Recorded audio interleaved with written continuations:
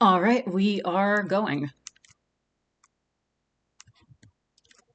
How you feeling? Yippee. Nervous, but otherwise fine. We will get that out of your system because no matter how many fucking times I do this, no matter how many times I run a tabletop, I always have the start of session jitters, and uh, in all honesty, like there's no better way to get rid of that than by jumping into things. For sure.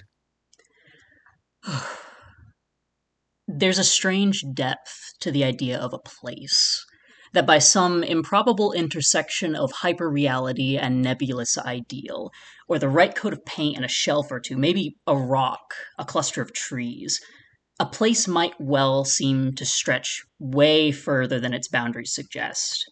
A wooded park whose every turn and twist seems to defy every weathered signpost map. A furniture store turning hallway after hallway showroom into impossibly vast open spaces and storage. A hospital whose corridors blend, blur, and fold feverishly into one another. On the one hand, it's the design of such places that create space from nothing. But on the other, much larger hand, it is the stories of those places which shape their bounds. Art, fairy tales, countless fictions set in the vast and untamed wilderness, veritable oceans of forests surrounding. Got a little mixed up there. Veritable oceans of forests plucked from the imagination and laid bare across a mundane trod. Jokes and hearsay, memes surrounding a chain store that paint that endless quality in stranger hues than fluorescent life could ever cast. Places like these buckle and bend to ideas and notions, the metaphysical meandering one's mind paces. Out in thought, when mapping their dimensions. Dimensions which quickly become guidelines, as opposed to reality's rigid measurements. One such place is Michigan State University. And I tell you, the pipes here are clogged! Isn't that right, Fenn? You are kicked back Oh, into awareness by the loud guffawing of three other people in the break room of the custodial staff's section of Holmes Hall on campus. It is a decently sized room, bit smaller than a living room in a house. There's pilfered goods from discarded food, unopened ramen noodles in one corner next to a very large trash bin filled with wrappers and boxes, plushies taken from move ins and move outs that were abandoned shortly after students arrived and left. A large TV currently tuned into the Michigan State football game that is on screen. We are losing for any of those interested. oh, And for you, Fenn, this is the end of everyone's shift but yours. Uh, the guffawing coworker in question, Trent, and his two cohorts are on the tail end of a shift and ready to leave. But you do not have really a stake in this conversation. Though, in addition, I expect probably not in the football game either. Tonight is a special night. Fenn, you paying attention?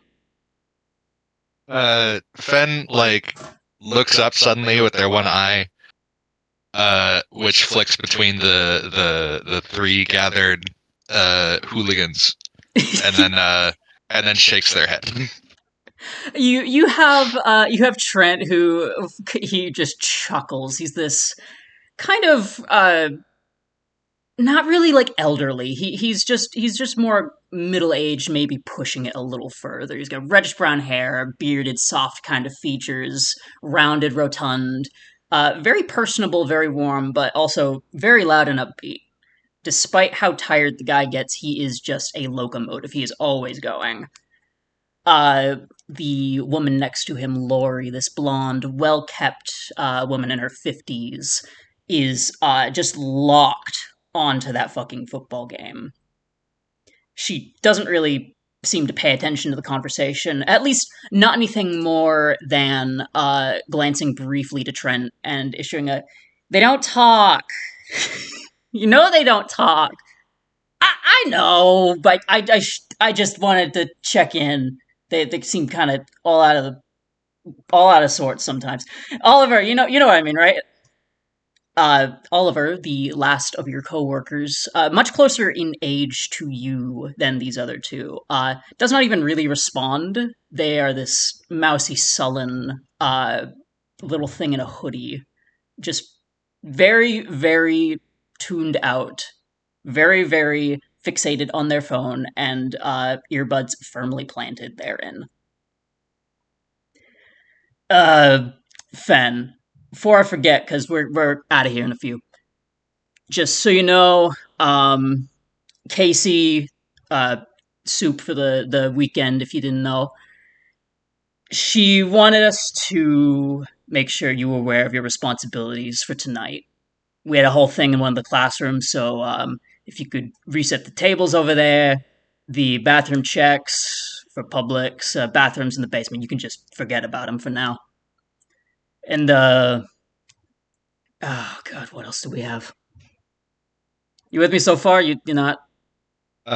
Fenn does a weak little smile and nods, and gives a little thumbs up. Hey, all right. Uh, bad news though. I got a little bit of bad news from email.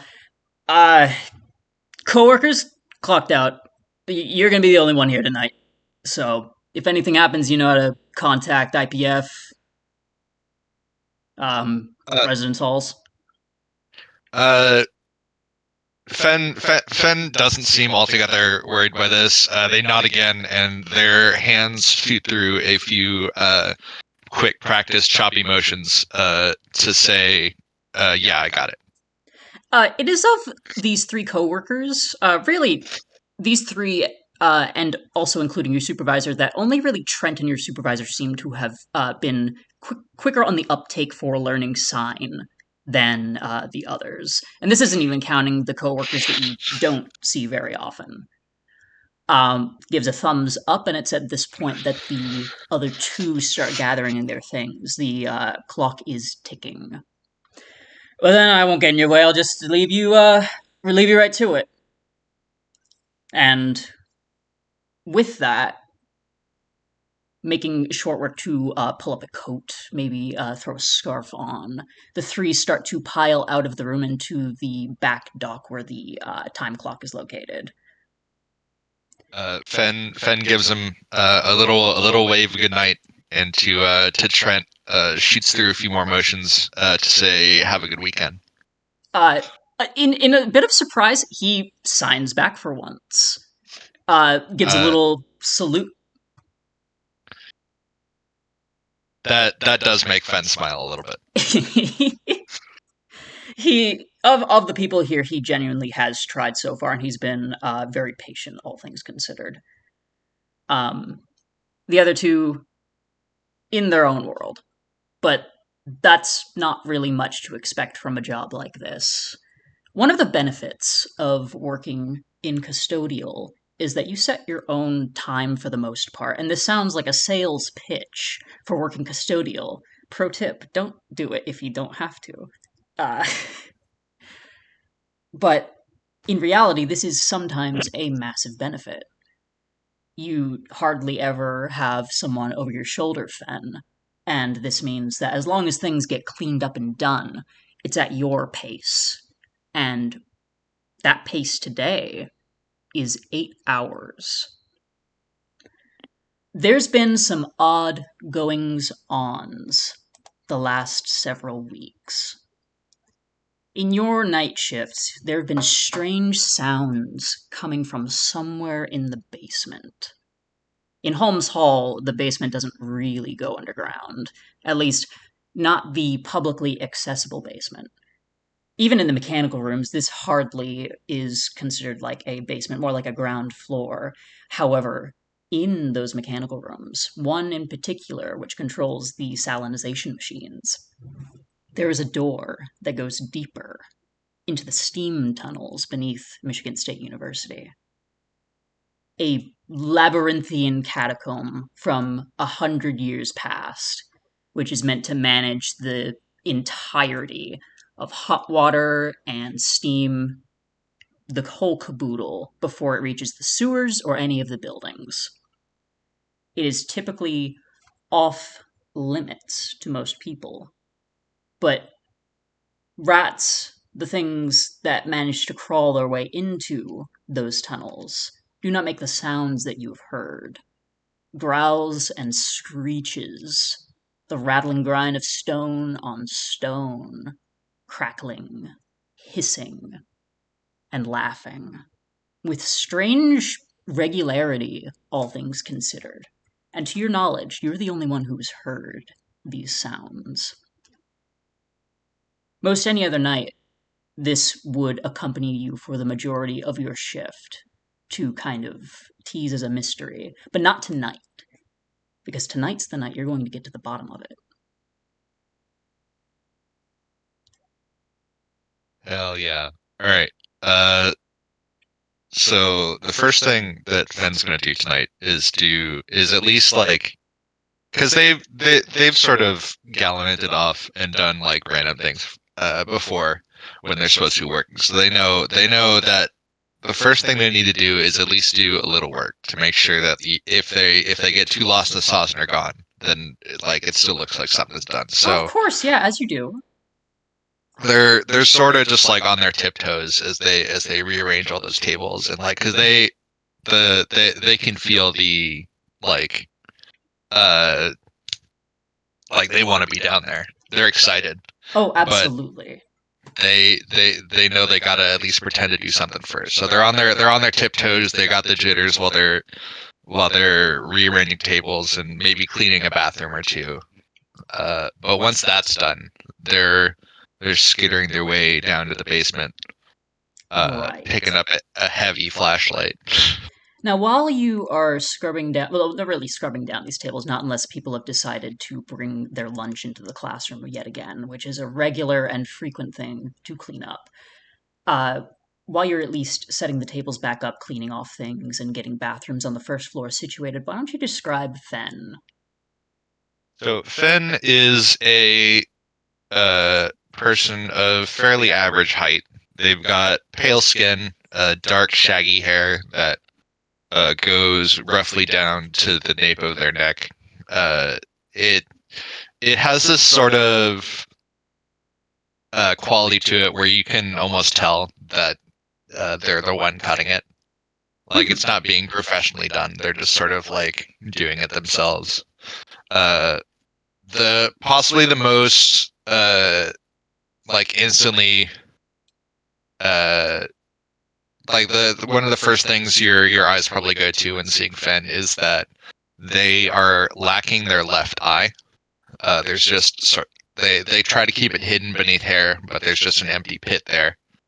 And they also have a mess of scars just peeking out over the top of their the collar of their shirt around their neck.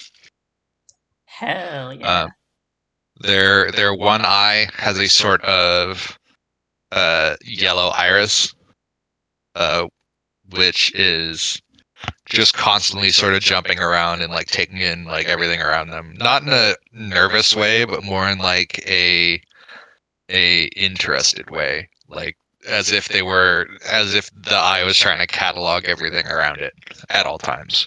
Of course, and with that eidetic memory, that absolutely is an important thing to be cataloging. hmm they're usually, at least right now, they're in their little janitor jumpsuit. Um, so as they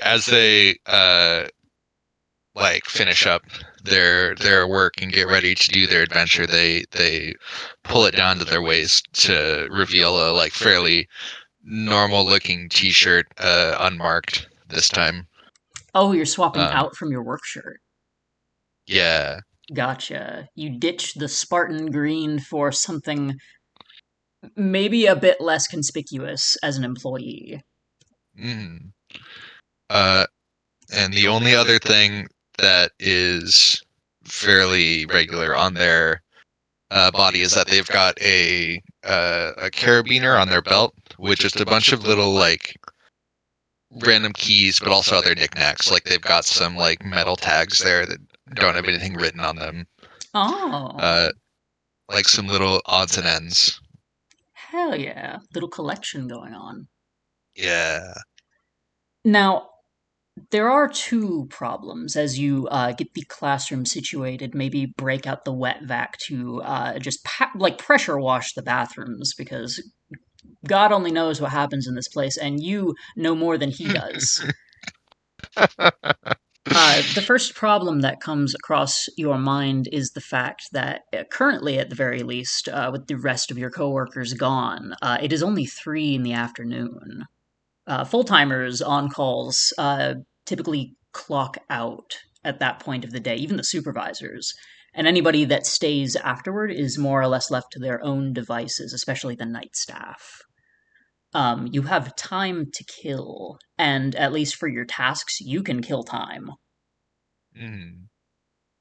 Though I'm assuming you would want to kill as much as possible rather than sit and bounce your leg, right?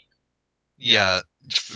Fenn isn't really one to sit still, especially with the the adventure that they've got lined up tonight. They don't think that they could, Oh, so they're absolutely. probably gonna try to keep busy.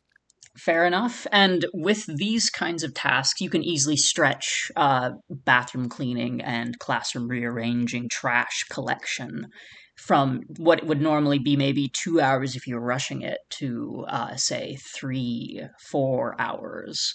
And as we push into the dark of the night, the sun setting far sooner now in the fall and approaching winter than it did in the spring and summer, that the second problem crosses your plate of how you're going to get in that door.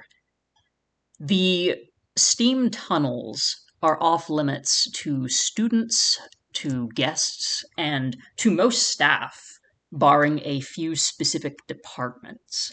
But this does not mean that the entrances are impossible to breach.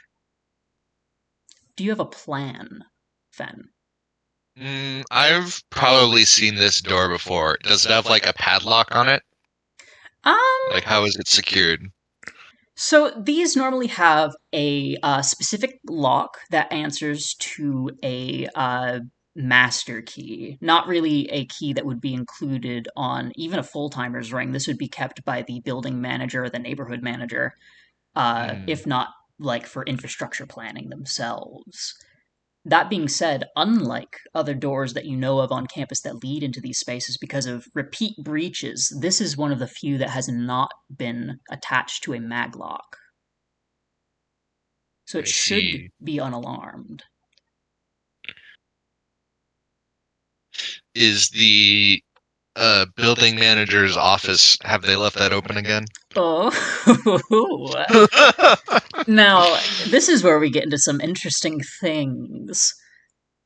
The building manager, as far as I know, would not be in homes specifically.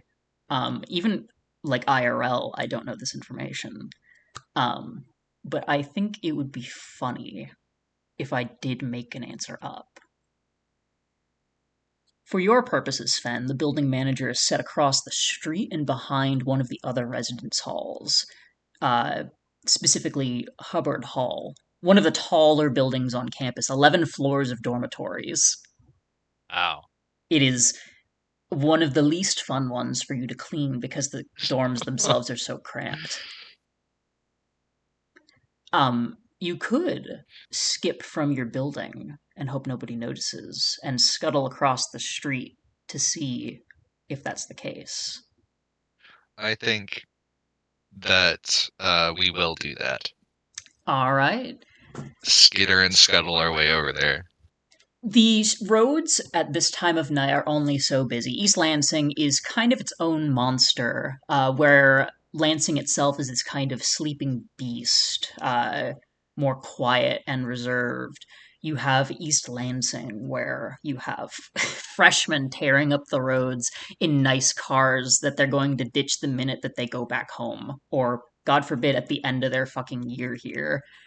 Uh, You have odd partygoers in the night, people fresh from the game coming back, plastered, absolutely. Or people leaving to go and do some fucking bar crawling. The campus itself isn't terribly cramped. It is a pretty spacious campus, wide fields and a few occasional sprucings of garden spaces or singular trees.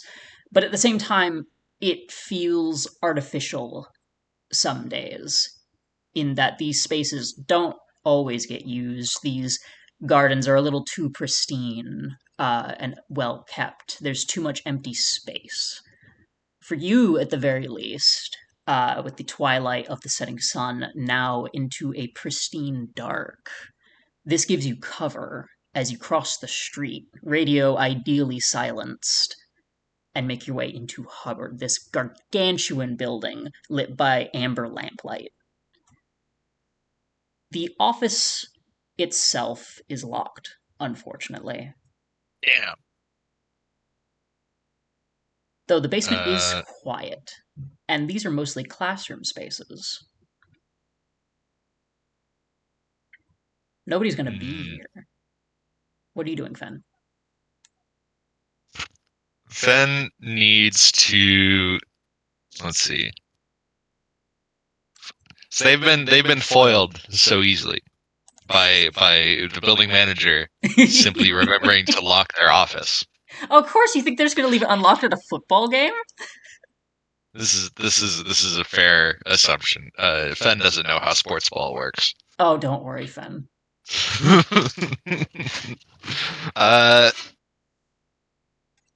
Let's see here. It was really threatening. So the door itself is, by master key you meant just like not like a sorry, my words. Not like a key card, like an actual key, right? Yeah, like a literal actual key. There's no maglock. Okay. In that case,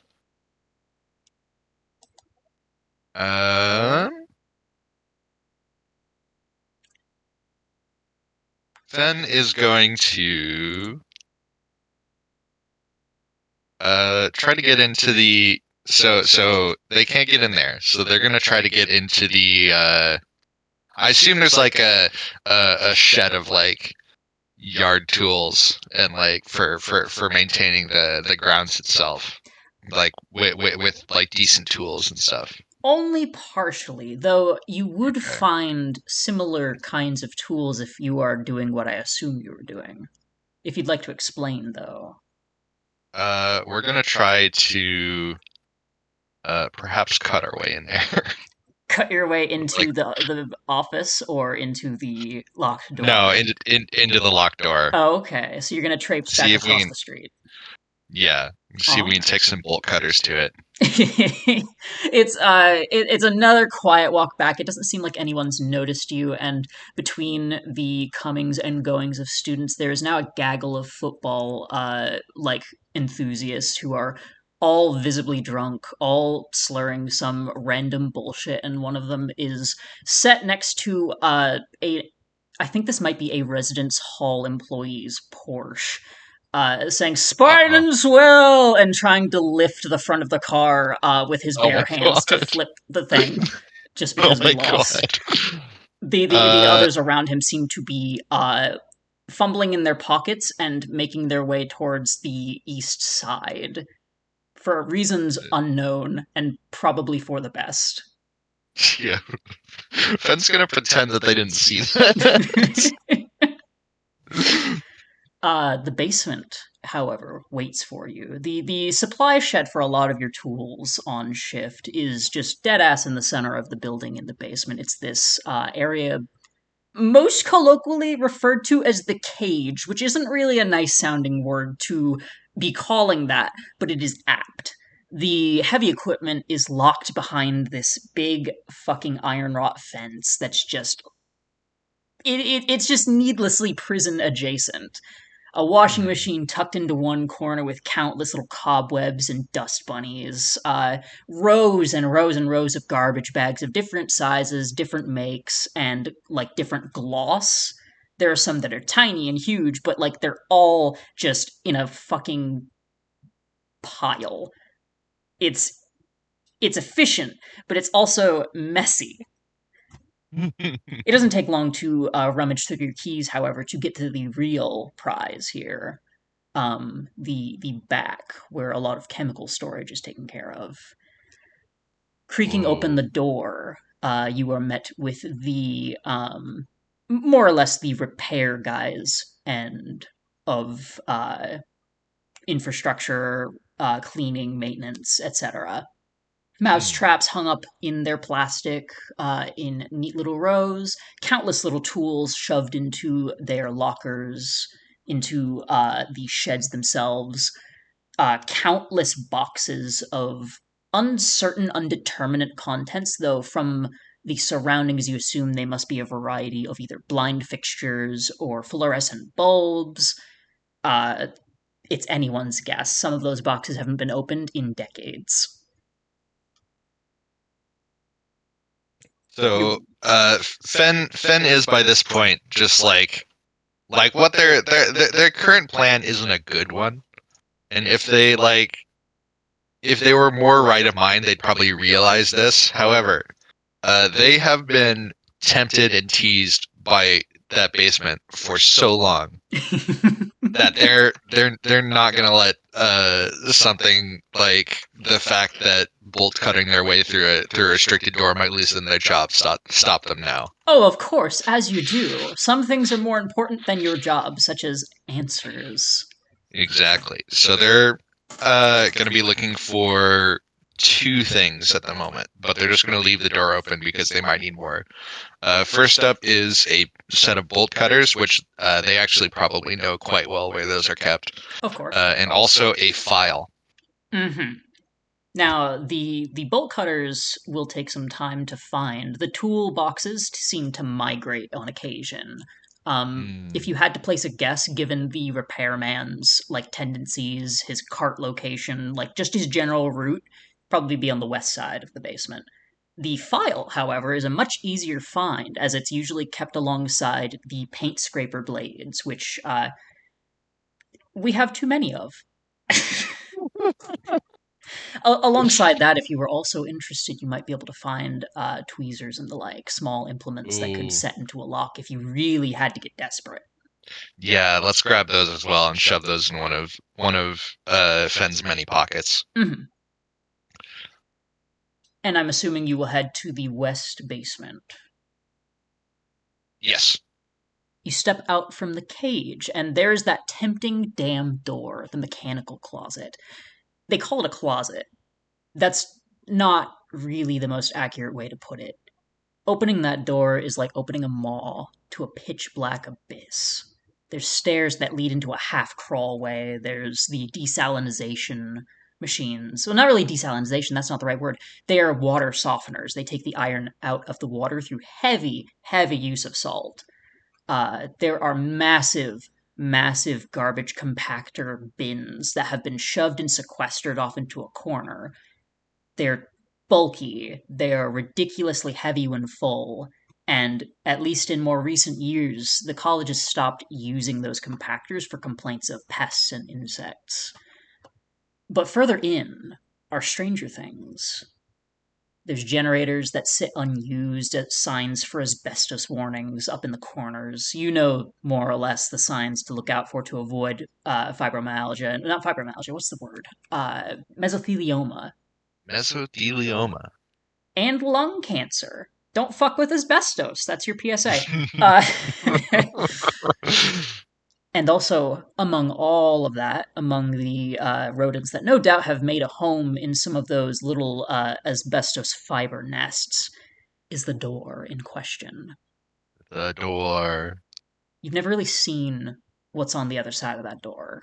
You know that you've had IPF come through. You've had repairmen and people maintaining pipes go through there, but you yourself have Hmm. never stepped foot. in those fucking crawl spaces, in those halls, even. That changes tonight, baby. And that changes tonight. You have your tools. You ignore the door's temptations for now, knowing that you will have the means to enter it sooner than later. And it's as you round the corner past one of the elevators that takes you up to the first floor at the very least, that you hear a shout from down the hall, one of the offices. God damn it! There's a disgruntled professor throwing like a stack of papers outside his office, just running a hand through his dark hair. One Professor Sokju Choi, gastroenterology. He is more stressed than usual, and he does not seem very happy. Really? Fenn just sort of like stops dead with like the bolt cutters in their hands. Just like stares. There's a few moments where there's just him like trying to get his blood pressure under control. He glances back and sees you. He says, "They did it again. They did it again. I've put so many complaints in. They dumped their damn coffee grounds in that bathroom trash can. Do you know the flies I have to put up with that goddamn shit right next to my office?" Another pause before. I am sorry, Fenn. How are you? Fenn sort of like slowly tilts their head about 45 degrees and then like raises one hand and sort of does a so-so motion. Then me too. Are you the only one here tonight? I haven't seen anybody else come through. I've been grading papers. Slow nod. That makes two of us again. How well does Fenn know this professor? He has been a relatively stable man in employ for the time that you have been here. Not exactly an old professor, not old enough to have tenure, not really a new professor, just so enough that he is in between. You've heard that he does classes over at the community college, like further into downtown Lansing itself, but you've never really had that confirmed or not. Mm-hmm. He's constantly overworked. Does Fenn run into him fairly often at night shift? Oh, absolutely. His office is right down this hallway. It is a straight shot hallway that does not have any detours and goes from end to end of east to west. So if the image tracks, the office would be like a street-facing house, like a house facing a major street. Mm-hmm. So yeah, Fenn's just gonna like nod at him and then shrug, give him a look that's like, it is what it is. Seems so. I am so sorry to ask, and I know you're busy, but I cannot stand the gnats that are coming out of there, and I have to be here for another. What time is it even? And pulls out a watch to kind of glance at the face. 3 more hours! God! Could I borrow a bag from you, or could you take the trash just anywhere else? I'm so sorry. Fenn looks down at the bolt cutter in their hands and then like nods swiftly and sort of like points to themselves, and then points to the bathroom as if to say, "I'll do it." Thank you. I really appreciate it. I am sorry for going off. Thumbs up. I don't know who's doing it. I'm going to find them, and I am going to give them a piece of my mind. I cannot stand that. It is just take out your own damn grounds.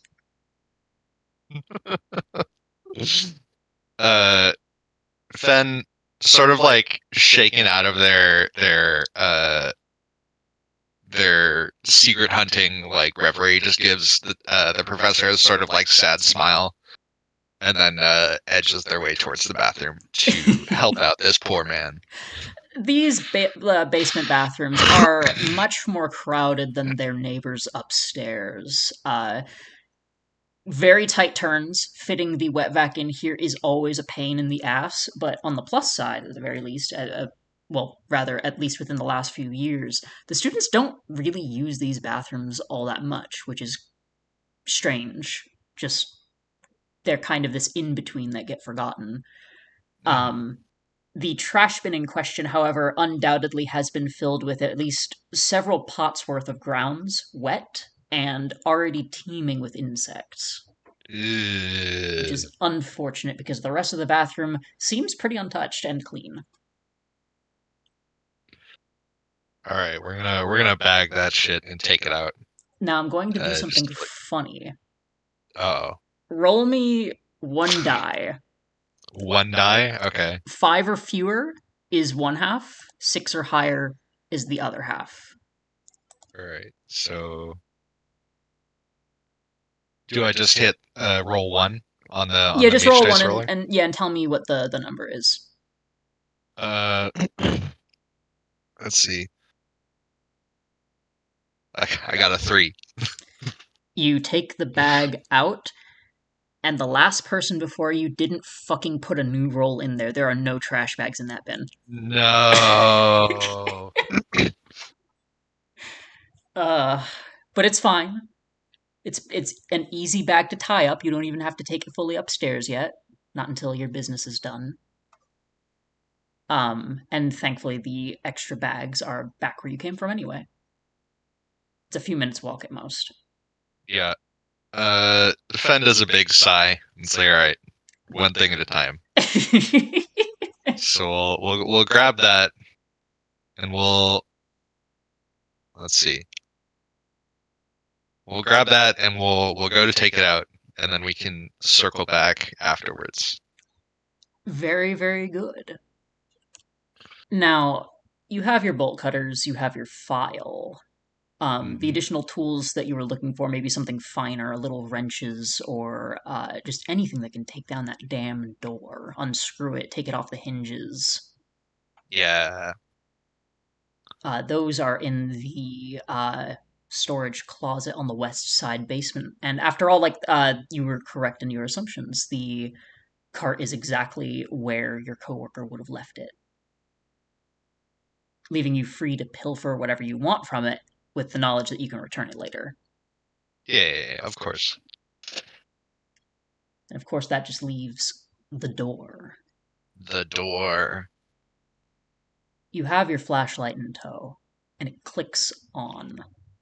The rest of the basement that you've seen tends to collect a little bit of dust, some cobwebs, maybe a few spiders that have set up home in the wall corners. This mechanical room is always, always dusty. It's dark. The light from your flashlight illuminates a path into the irrepressible dark. The faint glow of like an emergency sign just barely in the back, and you can see all those little filaments in the air, the dust itself, maybe a few stray cobwebs.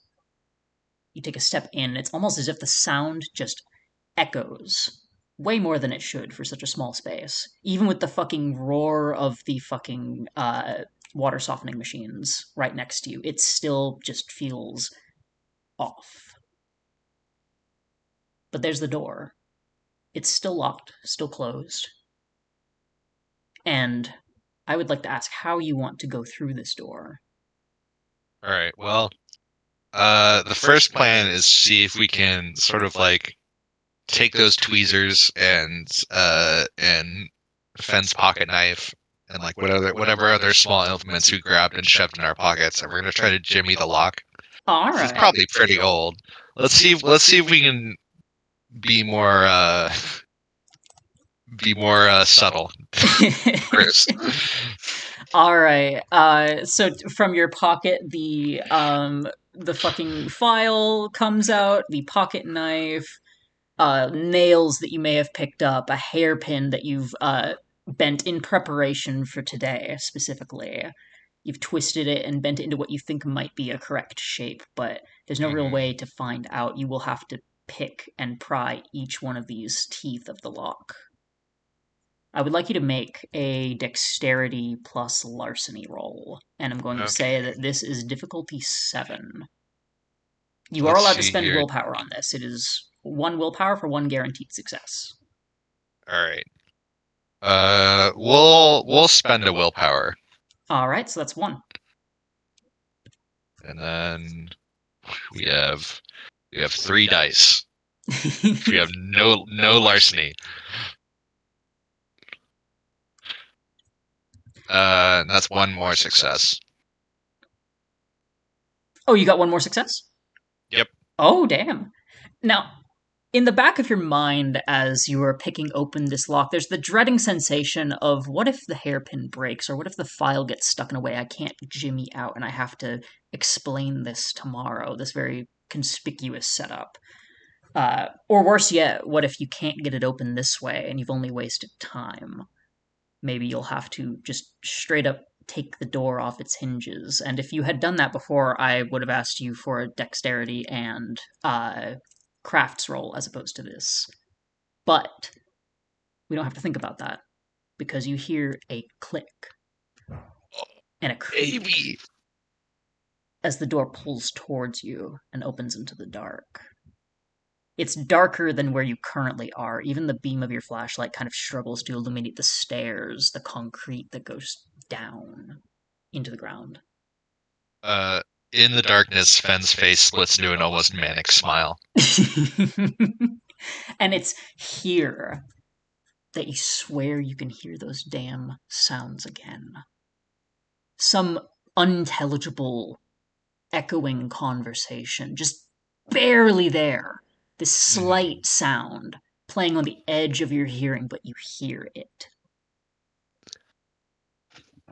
Finn's gonna shove all their tools back into their pockets, just like quickly, like in a manner where a normal person would like have instantly forgotten which pocket they put them in, but Fenn remembers. Of course. We're gonna take up the flashlight, shoulder the bolt cutters in case we need them, and we're gonna step through the door. All right. And is that all you do? This is me asking a last chance kind of thing. Yes.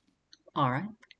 You hear the door creak and click back behind you, leaving you, the odd quiet, and the darkness below, which you eagerly take step after step after step into.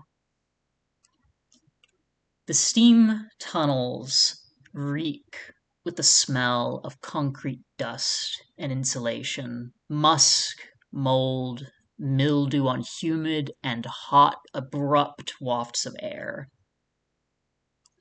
You have concrete that eventually dips into old brickwork. These are very old tunnels, after all, at least for the university. The beam of your flashlight still struggling to illuminate the full length of a hallway. It almost brings to mind the catacombs of Paris in how dark it is, but maybe that, too, is not exactly an apt comparison to what you were seeing. A hand on the wall traces brickwork that outlives you, will outlive you. One left turns into a harsh right, leads to 3 splitting paths and a dead end. It's really odd layout. It is just confusing. From hearsay, a lot of the steam tunnels kind of revolve around the positioning of the sewer lines below. And sometimes the tunnels tend to intersect, or at least one tries to intersect with the other with stairs, or maybe a side passage and a door to kind of bridge the distances between them if push comes to shove. You have the path that you came in from, the darkness ahead, the stone, the hiss of steam, the bundled pipes and release valves, and of course the cobwebs and the occasional squeak of a rat. How would you like to go down into this abyss? One would probably expect a person moving through a sort of dark abyss like this to be nervous, or at most like feeling some sort of trepidation or like being careful. Fenn, on the other hand, seems almost like excited with every twist and turn that they realize that they don't know where it goes just seems to like feed them. They're loving this. They like all this this maze that they can't remember their way through is such a almost like unique feeling to them, and it's one that they really live for. They are having the time of their life in this shitty underground labyrinth. They're you go ahead, go ahead. their flashlight is sort of like scanning the floor and the ceiling and like taking in every detail, looking for like small abandoned things, like noting down like tracks in the dust made by small animals, little forgotten like pieces of stone and where they fell out of the ceiling, cracks and where they're having the time of their life going through this. You are excited, you are striding, something's dripped down the back of your shirt, but that's fine. A boot squishes just a little too much, rat droppings, that's also fine. You are alive because this is a mystery you do not know. And at least Yes. up to this point, you've been fairly confident in your memory when it comes to knowing where things are, where you've put them, or where you've been. Here, however, it's weird. The space doesn't seem to go the way that you ever expect it to. The paths intersect back on themselves in odd fashion, or sometimes lead in just strange directions. There have been a few times where after you've come out of an intersection, you realize that you've accidentally backtracked down a hallway despite moving in one direction. Fascinating. It is of concern at points, but the allure and mystery of things gets you going. But there's another complication where the sounds that you have been chasing have been pretty frequent, reliable. It seems once you've actually come into this space, at one point or another, whether when you actually got your everything into the guts of the steam tunnels, that the sounds just sort of stop. Not really abruptly, it's more that they've faded. You can't really hear them. This actually sort of like perturbs Fenn. Mm-hmm. Like they start to wonder if they're being left behind, if they aren't like if what they're chasing has like moved on without them, and they pick up their pace. All right. Now, I have a question to ask you. How alert are you of your surroundings as you do this? Um, pop perhaps less so than they were at first. Now that they're working on like catching up to whatever the noise was. Mm-hmm. So definitely not as alert as when they first started off, but they still can't help but be on the lookout for like small things, like knickknack, because for their they can't help but be on the lookout for possible new additions to their ever-growing collection. It is kind of unfortunate that you're not finding a whole lot down here to add to your collection. There's occasional bits of like graffitis and tags on the walls here, but the majority of them seem to have just been scrubbed away. This space is not one the university wants people coming into, specifically because of the number of deaths associated with it. The steam tunnels are an extremely dangerous place. These are superheated columns containing fucking just steam, and the wrong pressure, the wrong fiddling, the wrong valve turned, or maybe even just the wrong breath at the wrong time could just send that jettison right into your face. And those burns Black will kill you.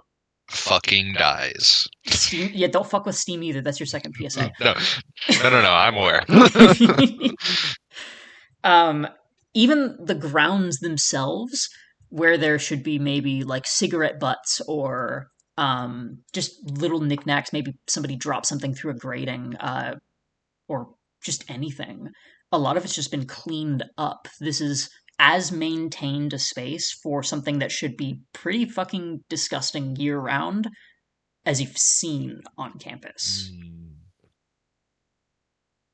Meticulously Curious. so. That being said, while you are continuing your pursuit of the possibly phantom sounds, we're not really sure at this point, and also for your collection purposes, could you make me a perception and alertness test? I'm going to say Sure. difficulty 6.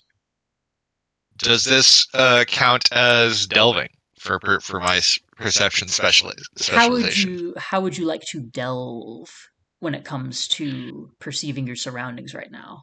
Well, uh we are delving through a place that is not like that's full of secrets. We're digging into a secret, perhaps not as forgotten as we thought place, but we're digging after things that are eluding us. Yeah, I would allow that. Hell yeah. Okay, and then there we go, alertness. So 3, 4, 5, 6, 7. 7, and then 10's double because it's a specialization. Yep. All right, 2 successes. Oh, hell yeah.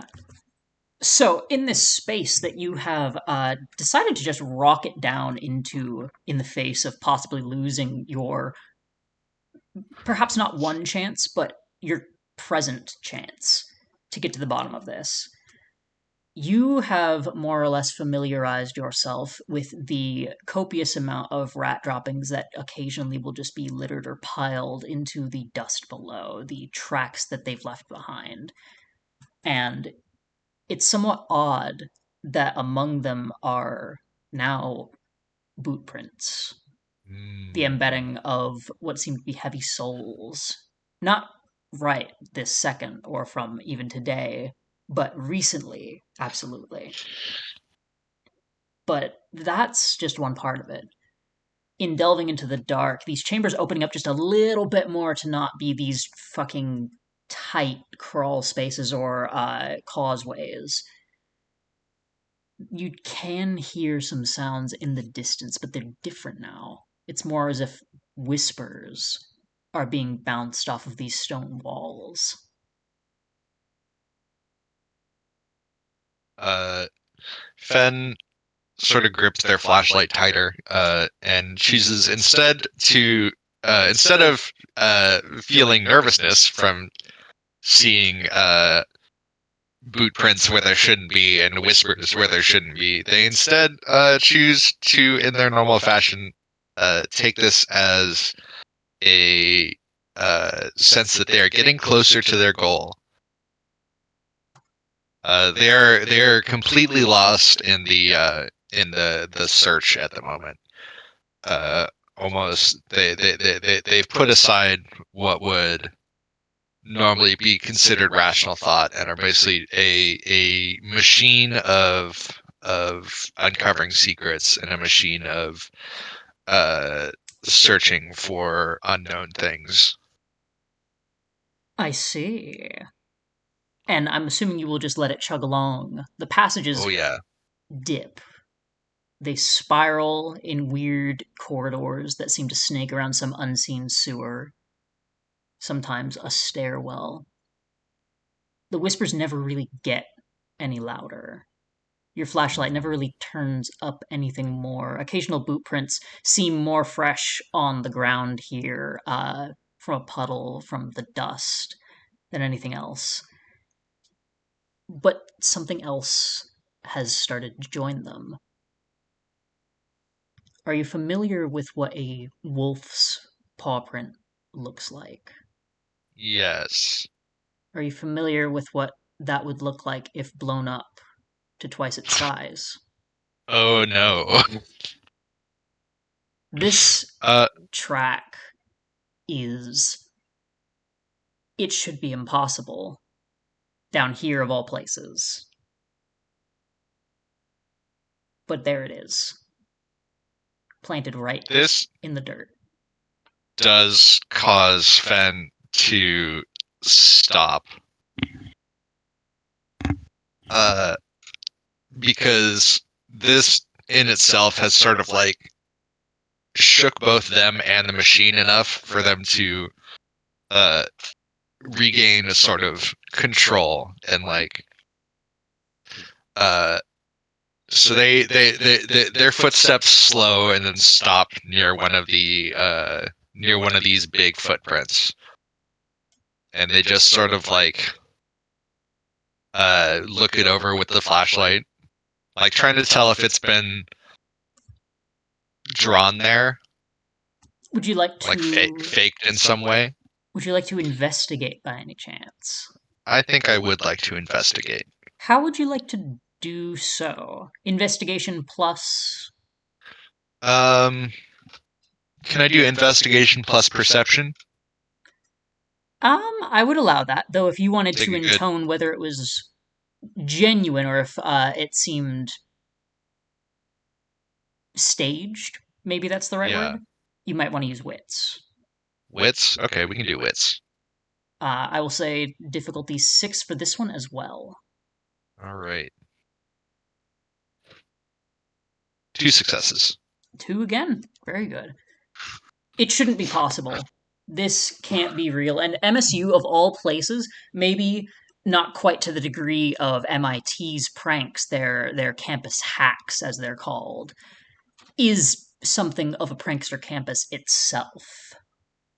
Um, it shouldn't be possible to have something down here. Some student must have played a very convincing prank. But no matter how you look at this print, no matter how you try to inspect its depth and how it is pushed into the dirt, you can't help but have this sinking feeling that it's real, that is the genuine Mm. article. It's almost as if the hairs of whatever this is itself had pressed into the dirt too for a specific kind of feathering that you've seen on walks in the woods before. Then bites their lip in like nervousness, and looks up, plays the flashlight around, and for the briefest second considers turning back, but no, they've they've been waiting to get down here for so long. They've this might be the only chance that they get as far as they know. And they're not going to give it up just because there's some dog down here. So Fenn steels himself, raises the flashlight, and continues into their delving. All right. Though I will say, it's in turning and casting a light, in that brief impulse to turn back, that you do get a glimpse of the passage that you just came down. Only you can't quite remember if that side door was there or not. Oh. Fenn's actually gonna backtrack a little bit and check that door. It seems to be kind of, I don't know what you would call it, really like kind of like a side causeway, perhaps? Mm-hmm. The equivalent of an alleyway in a tunnel, a side passage. Though this one is locked itself by like typical, like any old key will do kind of key. Yeah. Is it like a lock in the door, or is it like a padlock? It's a lock in the door. It's a very simple Ah, lock. what did I bring these bolt cutters here for? Why indeed? uh, we're gonna uh, let's see. Sorry, Fenn's gonna play the flashlight up the corridor and then down the corridor, and then sort of like shrug and try to do the same thing that they did with the V door. Can I get a perception And alert? jimmy their way through. Sure. I don't mean to keep asking you specifically for perception rolls, but No, we're in you're a very okay. dark place. Perception is my highest stat. Please keep asking me for perception Oh, of rolls. course. Difficulty 8. Oh boy! All right. 5 successes. 5? Holy shit! It's, you barely, okay, in that moment, you just fucking, this is an odd door. You don't remember this being here on your way into the passage, and it's so weird to you that you didn't notice it. It's not spectacular. It's not like a creepy door. It doesn't give you a weird vibe. It's just a door. But it's not that gets your heart just pumped full of absolute fucking dread. It's in that fucking split second that you flash the beam down the end of this passage, this long passage. Because at the very end, for half a second, you see a pair of pinprick dots glow in the dark. Uh-oh. Standing tall.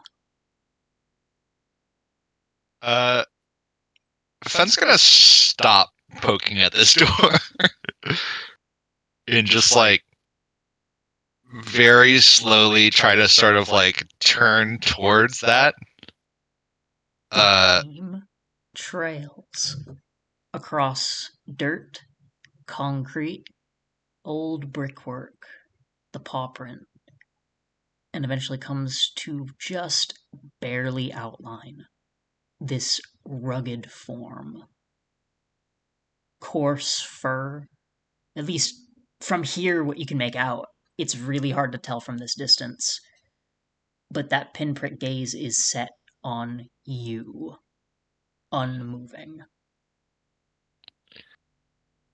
And from just below, an innumerable gleam of what can only be dripping fangs. Coming from a muzzle.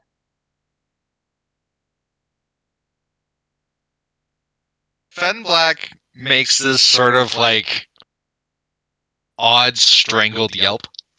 It's not very loud. But and tries to sort of, like, jump back a few steps.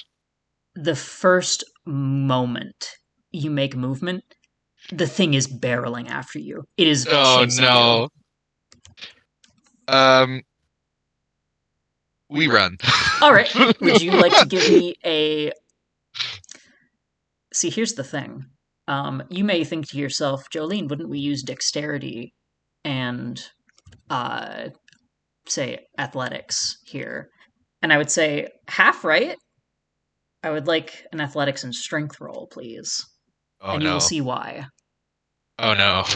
That's not good. What difficulty is it?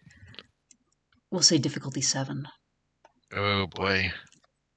Two successes. 2 successes. All right. Fenn is apparently where all of my luck goes. I'm assuming you backtrack like fuck. Oh, yeah. Now, you clamber back up those fucking steps. You fucking race as fast as you can go. This thing is on you. Like, this is not a dog. This is a fucking hulked figure, hunched and barreling on 2 legs after you. A wolfman-looking thing. Growling and huffing and panting, it is on your tail. But for all of your running, for all the paths you thought you knew up to this point, none of them are the ones that you have walked down. All these fucking passages, while similar, look completely different, have completely different layouts, and twist in all new ways that your brain struggles to grapple with due to your fucking perfect memory. And you keep running. Could I have another roll? Difficulty 8. Oh, boy. Oh, no. 3 successes? You can feel hot breath on the back of your neck, or maybe that's the steam from one of the pipes. You cannot fucking tell. It is still on you as a path opens up partially into what seems like a rounded sewer tunnel, rather than the fucking rectangular crawl spaces and causeways that you have traversed so far. I would like another roll. Difficulty 9. Oh my god. 1 success. You steal a glance back, and it is still on your tail. It is right fucking there. Some white-hot fire in the pits of inhuman eyes, coarse fur patchy in places, snarled into a grimace. It is still on your tail, and you have no fucking idea where you're going. There's a junction ahead. Forward, left, or right? Always go left. All right. You whip around that left corner. It twists and goes in a fucking downward direction, somehow deeper than you were supposed to ever be fucking going. This has to be the East Lansing sewer mains at this point, but it doesn't feel right. You gaze back hurriedly. The thing that's been chasing you is just gone. Oh. You hear sounds, disconcerting sounds, paws against stone, hot breath, quiet, scraping. What will you do? Fenn is going to slow down and try to catch their breath. They're not like a jock, but they've spent enough time outside and exploring things that like they're fairly in shape. But fucking sprinting their way through some steam tunnels being chased by a monster is not something that they ever really like prepared themselves for. Oh yeah, nor should you have. That shit doesn't exist, and you are having to live it. Oh boy. So yeah, they're gonna slow down, catch their breath, try to like ascertain both where the fucking thing went and also where they went. Now, one of those questions is easy to answer. You come to in your panting, frantic fucking moment of respite, you come to rest in this three-way junction at the base of this tilted passage. Where exactly this is, you have no idea at this point. For all intents and purposes, the above the world that you used to know, the university itself, fucking pipe dream.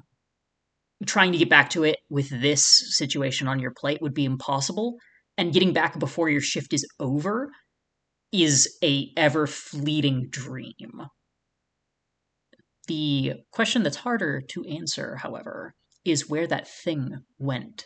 It was keeping on you, turn for turn, corridor for corridor, obstacle for obstacle.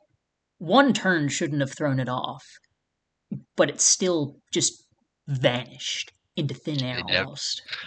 They never expect a left turn.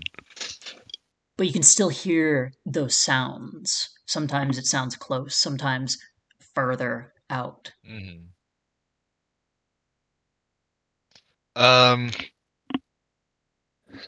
Well, backtracking seems like a poor idea at this point. Because whatever we did to get that off us, going back to where it was before seems like a death sentence. Mm-hmm. Could be. But also like Fenn literally cannot help themselves, so they're gonna take the left turn here of the three-way junction they find themselves at. It's as you turn that you feel something hot against the back of your neck. And before you can even begin to think to turn around, something has gripped you by your ankles and fucking yanked them out from under you, your jaw colliding with the stone below. Would you like to take... actually, can you roll me body? Sure. Well, it's not body. What is it? Fuck, I used the wrong word again. Someone's gonna kill me now! Stamina. Alright. It's alright. We'll schedule your being taken out behind the Denny's and stoned to death later. How do I roll stamina? Oh, you just roll the stat. Oh, okay. We'll say difficulty 6. Okay. I no longer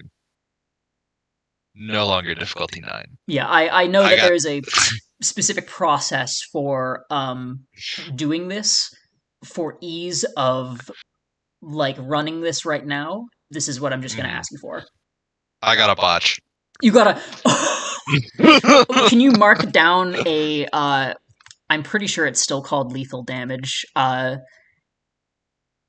No, we're changing the damage type. I had in mind for you 2 bruising damage, but we're going to go for 2 lethal damage if you want to mark down Oh. hurt on your sheet. Okay, yeah. Your teeth So, fucking catch your lip and your tongue as you collide with the floor below. Your yelp ow. is suppressed, and your mouth is now filled with blood. Oh no.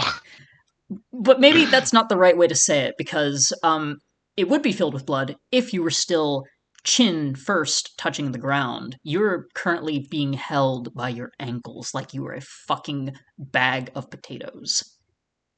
Uh, Fenn squeaks.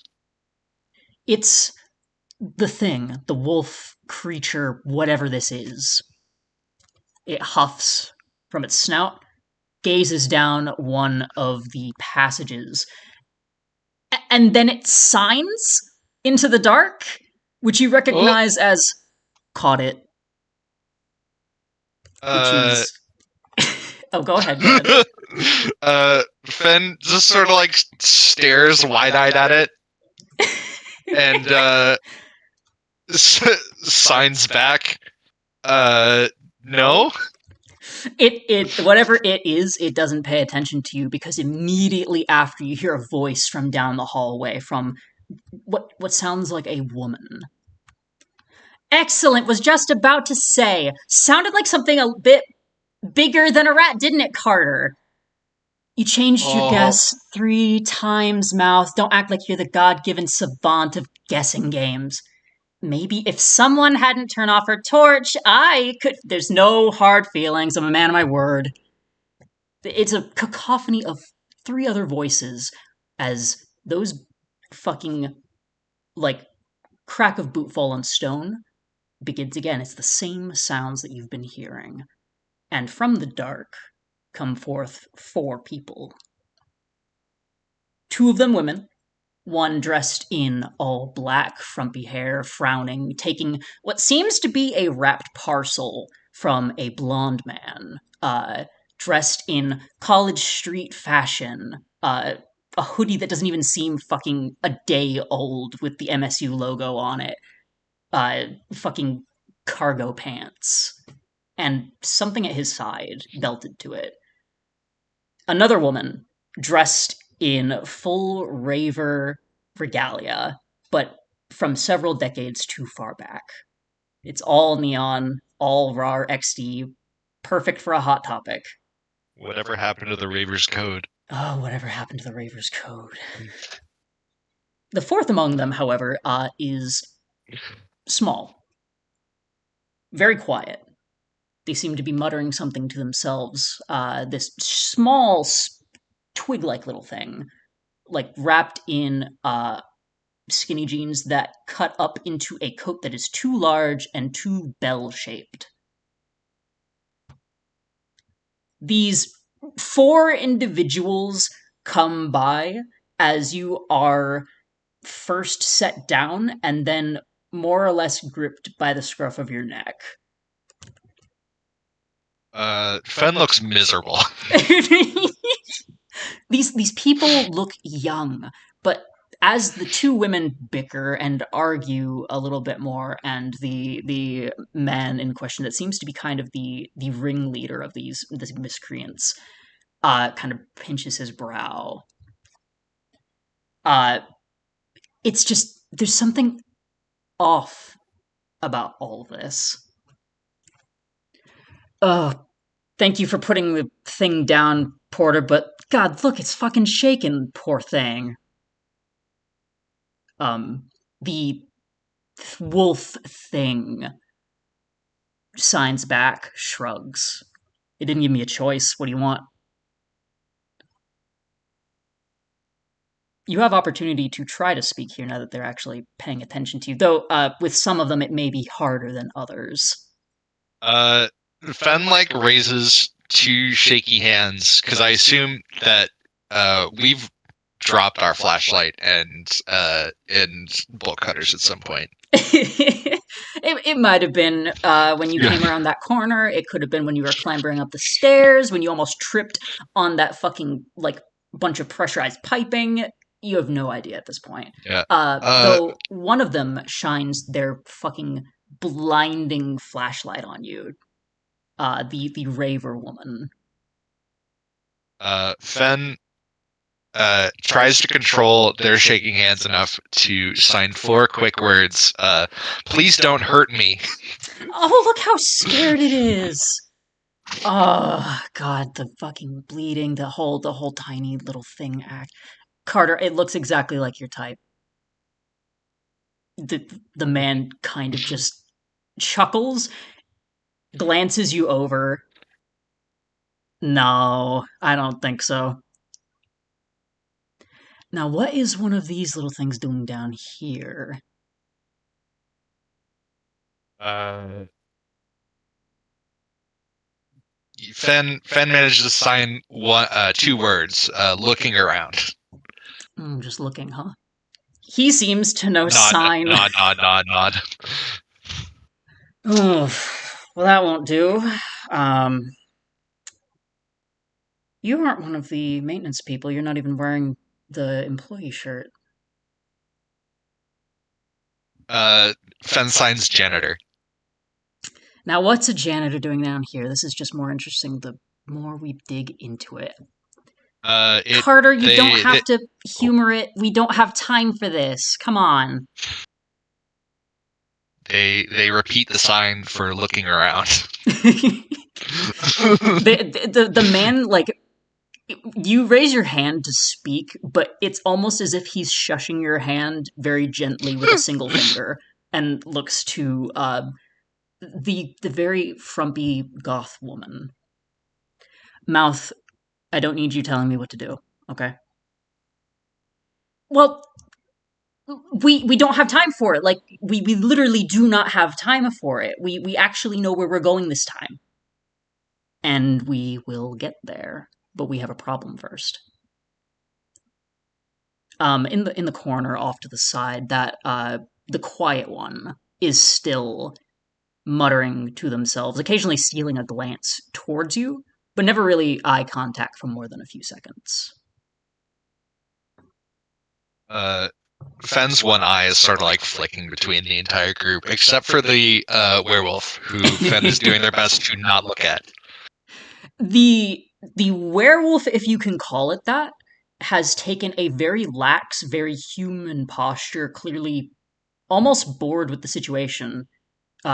They keep up with the, I guess, conversation verbally well enough. They don't seem to have any difficulty, even less with very, very well practiced sign language. It is quite literally on par with your own for how quickly he's able to sign out exactly what he wants to say. Um, Porter seems to be his name. Carter, the one in front of you who has shushed your hand to continue trying to wrangle the group, as it were, has what looks to be a broadsword strapped to his side. Interesting. Mouth, the goth woman, is very unhappy with being more or less told to can it, which is maybe why she got the name in the first place, or why they call her that. That can't be a real name. Surely not. Only 2 of them don't really seem to have names that you, though in these arguments over what to do with you, or how they should proceed from here, whether or not their plans have been interrupted. You learn the other two's names. One of them being Frankie, the raver woman, who is very. I don't want to say enamored with you, but there is no other word for it. She seems to take delight in how sullen and just panicked, bruised, bloodied, and just tired your everything is. She would be named Frankie. The smaller one only ever gets referred to as Bookworm, and for the time being, they at least keep Bookworm out of the immediate conversation. Not really for like being disincluded or anything like that, but it's more that they wait for Bookworm to say things. Mm-hmm. So what are we gonna do with it? Fenn signs "Let It Go." Frankie fucking grins at that. She is it's odd. These people all seem to have some kind of weird thing about them, but Frankie doesn't really look like them. There's something about her that kind of glows that's different. Mm. She says, no, no, no, no, no, no. We can't do that. I'm sorry. Fenn signs "Please." No. We can't just let a little tasty morsel go like that. I'm sorry. Fenn signs "Not morsel." Not a morsel. Ooh, pretty bold. Taste bad. I don't think so. Fenn does a big frown. Last chance, Carter, if you want. I might if you don't. Now, I know you would be okay with that. I think my appetite's fine as it is. That being said, I don't think we can do that either. They find a body down here, we're not coming back, and we need to come back. I think I might have an idea. And it's at this point that the conversation kind of continues, but that's not what you're paying attention to. There's something odd about Bookworm. Their mumbling has started to take on almost a rhythmic cadence. Mm. Something strange, like coupled, even. You don't really get a moment to really pry at what's being said. It's a little too quiet, but it is rising in volume. And the more pressing issue, or cause, I should say, for why that is the case, is that a hand gently places itself at the base of your chin and props your vision upward. There's Carter. Eye to eye, and his eyes are impossibly deep. This brilliant kind of gold that just goes and goes and goes. Can you roll your willpower for me? Oh no. Difficulty 9. Oh god.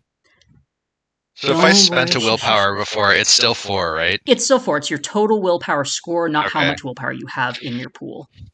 Gotcha. There's I got 1 success. 1 success. There's this feeling you have. This worming kind of comfort, this placidity that is crawling under your skin and into your head. And for a moment, you have this inclination that you're winning the fight. But unfortunately, it is only when that feeling starts to seep into your fingers, into the pores of your skin, that you realize it was already over before it began. Fenn, who had been like trying to dig for a screwdriver in one pocket, slowly relaxes their hand. There's the reassurance from Carter as he continues to say something. It's not really clear what he's saying. Maybe your brain is paying attention in other ways. But a different sound does cross your hearing, one that is, for some reason, clearer. It is Bookworm. Uh-oh.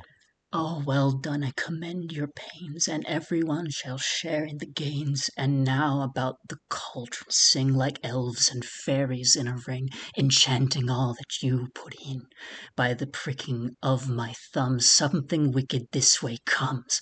Open locks, whoever knocks. And at that moment, before Carter is able to finish saying anything, before you slip into blissful unawareness, some presence, dreadful and cold, enters the junction. Oh. You see it stride from the brickwork as if it didn't exist. A tall, imposing, black figure, 10 feet tall, at least. Oh. Horns not even scraping the ceiling, the brickwork and stone seeming to swim as they pass by and just barely nick with the tip. Ooh.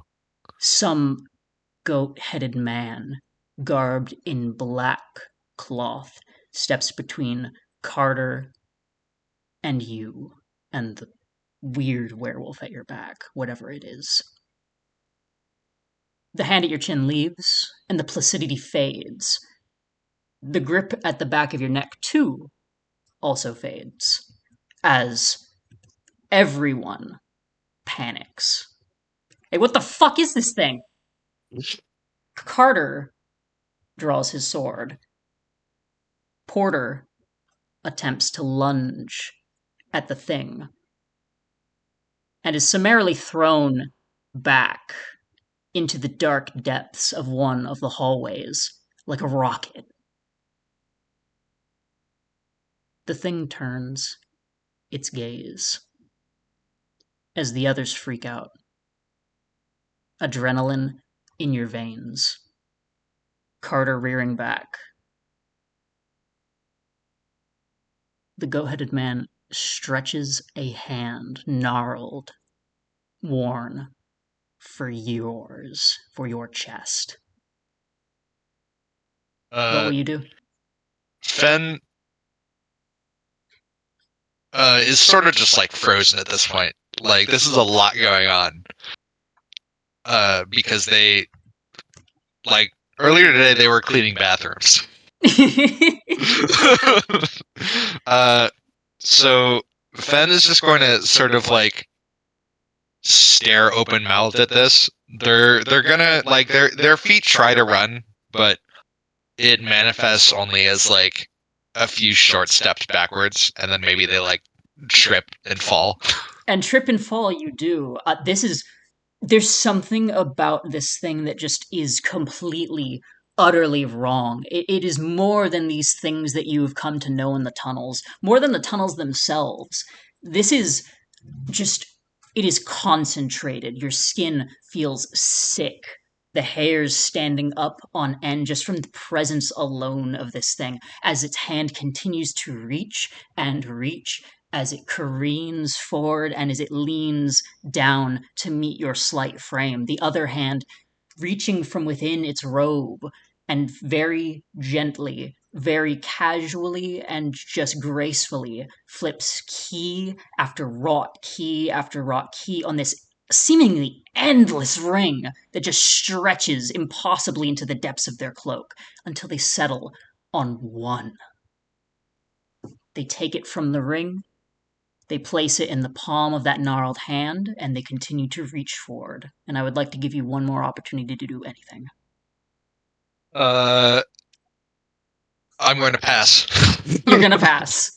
Yeah, Fenn is just sort of staring in horror. Oh. So, the other two that remain are Carter and Bookworm. Frankie, the raver, seems to have dashed impossibly fast off into the tunnels after Porter. Mouth, against her better judgment, has left Carter to handle this on his own. And Bookworm is cowered, muttering under their breath, panicking at the thing that is now in the hall with them. It seems as if they knew it was going to be here. Not that they actually knew it was going to be here, that they could do anything about it, but that it was always going to be this way. It happens in an instant. That gnarled hand, the key palmed within, abruptly jams it key first through your chest and out the other end. The immediate shock and sheer impossibility beats pain to the punch, even when the creature yanks the fucking gangly limb back out. It ebbs in slowly, achingly, ice slipping into your veins as your legs continue to tremble. Weaker than they were before, it's standing up is no longer an option. Death's shadow is cast over your body, the final curtain drawn overhead and descending on the flickering mote of your life. The creature's claws gleam with blood in the low light, from where your eyes can still understand of the world around you when it isn't drenched in primal fear or wavering and warbling. But something is wrong. You have a very good memory, and this is not something you would need a very good memory for. You need a keen eye, and what that eye sees is that the key is gone.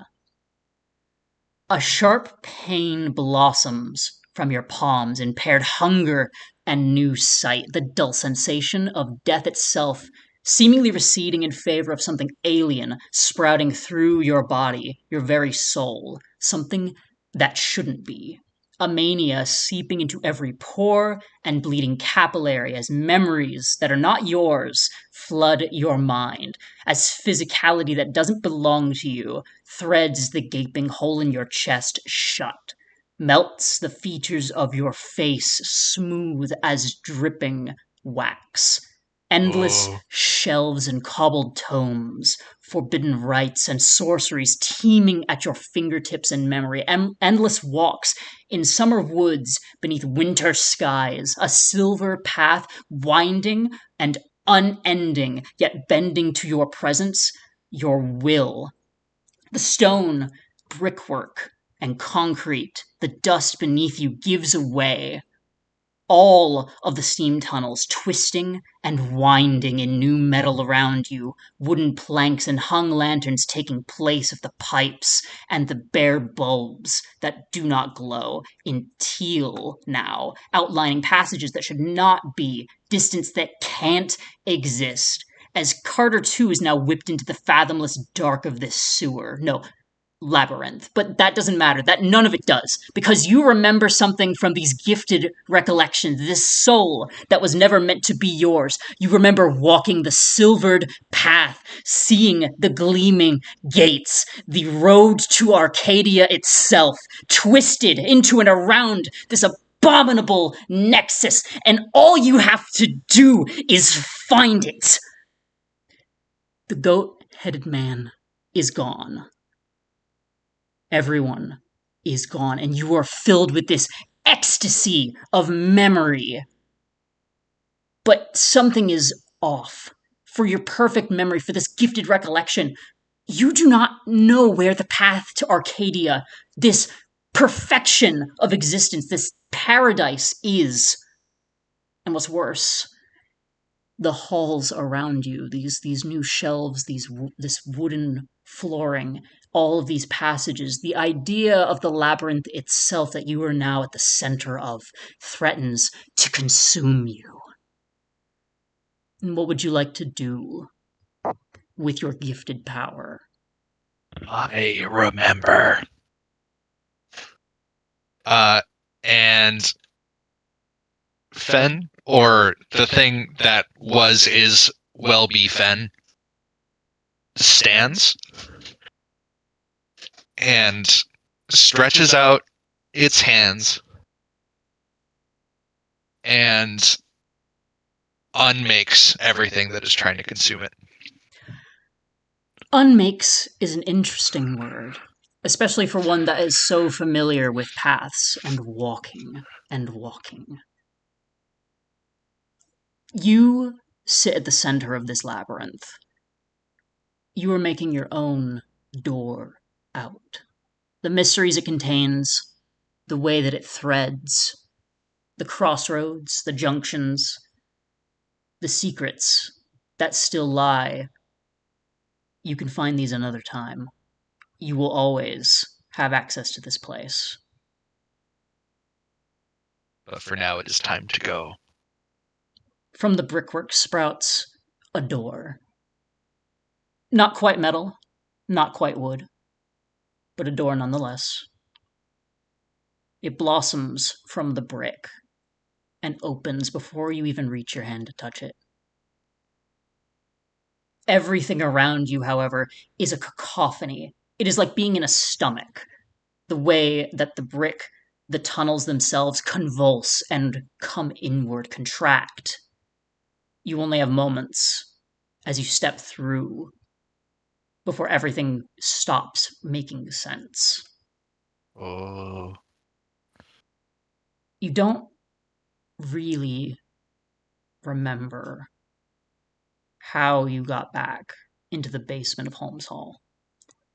But you're woken up by a pat at your cheek and a flashlight beamed into your eyes.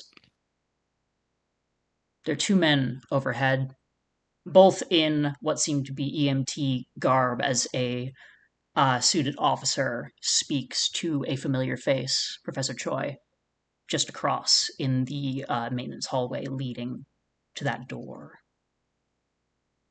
The details, as you are inspected and ensured are okay, are unclear, but it has been much, much longer than you anticipated your trip would be. It is now midday of the following day. Ugh.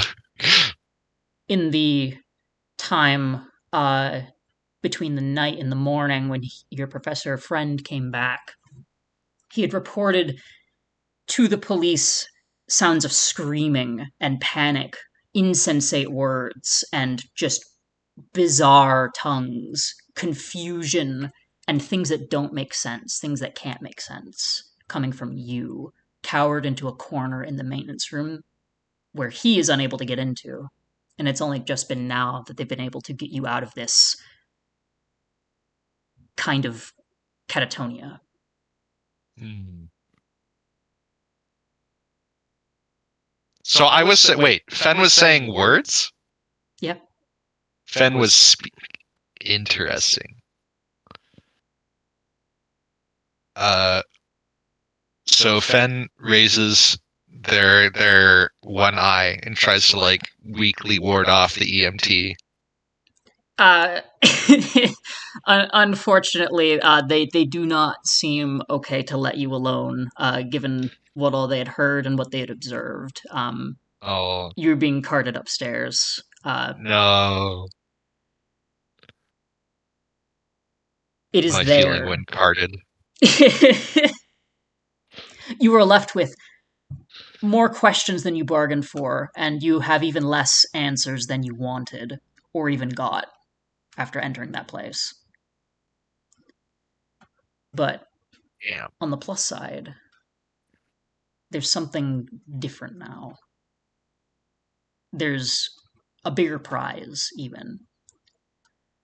And the next time you come down here, you'll know where you're going.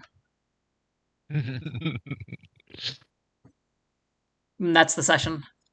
Yay! Thank you so much, Ink. That was fucking awesome. Yeah, no problem. I'm gonna turn Oh. off the recording now.